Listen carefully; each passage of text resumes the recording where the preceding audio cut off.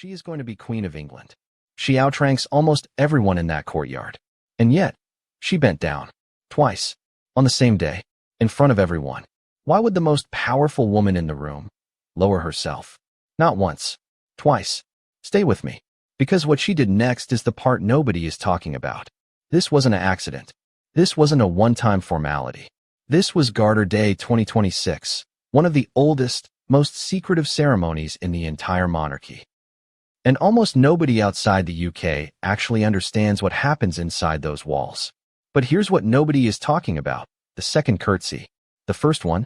Sure, that's expected. That's protocol. The second one, the king wasn't even looking at her. Cameras weren't even on her. Nobody would have noticed if she just stood there. She did it anyway. And trust me, once you understand why, you'll see Kate Middleton completely differently.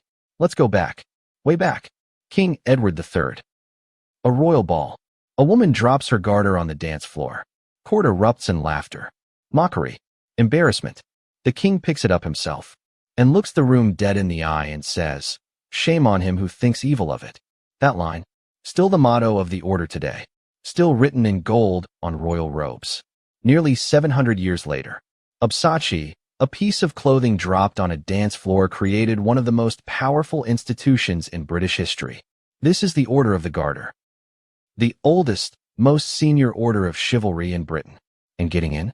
Almost impossible. Only the monarch, the Prince of Wales, and 24 hand-picked companions. That's it. That's the entire club. Former prime ministers, military legends, people who've given their whole lives to the country. No politics, no power, just pure honor. Abage Jo Hwawa Aap Sakbi Nahi Sakte. Every June, the entire royal family descends on Windsor Castle for this. Velvet robes, white ostrich plumes, gold chains so heavy they look like they belong in a museum. Thousands of people fly in just to stand behind a barrier and catch 3 seconds of this procession. June 15th, 2026. The knights process down from Windsor Castle to St. George's Chapel, and waiting at the Galilee porch, the traditional spot for royals who aren't members of the order, is Kate. Now here's where it gets interesting. She steps out of the car, and every royal fashion watcher on the planet loses it instantly.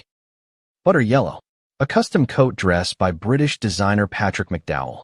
Not just any fabric, silk woven specifically for her, by a mill in Suffolk that's been making British silk since 1720. 300 years of history, woven into one dress. The pattern? Roses. Deliberately chosen. England's national flower. This wasn't just an outfit. This was a statement stitched into silk. This next part is going to change everything you thought you knew. Standing right next to her, Sophie, Duchess of Edinburgh, married to Prince Edward, the king's youngest brother. Sophie doesn't make headlines. Sophie doesn't cause drama. While other royals dominated the news cycle with scandal after scandal, Sophie just showed up. Quietly. Every single time. And now, the king and queen approach. This is the moment. Kate doesn't nod. She doesn't wave. She curtsies. Not a quick dip. A full, deep, deliberate curtsy. Head lowered. Hands composed. Picture perfect. And right beside her, Sophie does the exact same thing. Same moment. Same depth. Perfectly in sync. Hello magazine called it a perfect double curtsy. Yahoo! 2 senior royal women. One of them will be queen one day. And both of them, bowing to the institution. Lekin Yahan Takto Sab Normal. The real moment was still coming. The service inside St. George's Chapel runs for almost an hour. New companions are formally installed. Centuries-old prayers are read. And then, tradition demands the king and queen leave first. Always first.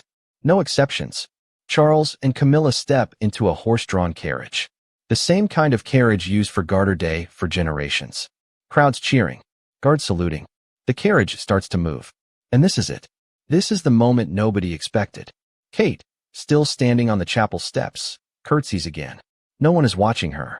The king isn't even looking in her direction. Every single camera in that courtyard is locked on the carriage. She didn't need to do this. Nobody would have known if she hadn't. But she did it anyway. That second curtsy, the one nobody saw coming, the one we teased back at the very start, that's the whole story right there. Because that's not protocol. That's not a performance for the cameras. That's respect, given when there's absolutely nothing to gain from it.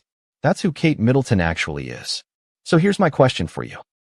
Is the royal curtsy an outdated, sexist tradition that needs to disappear? Or is it one of the most beautiful, quiet symbols of respect left in the modern world? Comment below, team, it's outdated, or team, it's beautiful. I read every single comment, so don't hold back. And if this is the kind of royal story you actually want, the ones nobody else is telling properly, hit subscribe. Because Royal News Spot isn't done uncovering this family. This is Royal News Spot, the crown uncovered.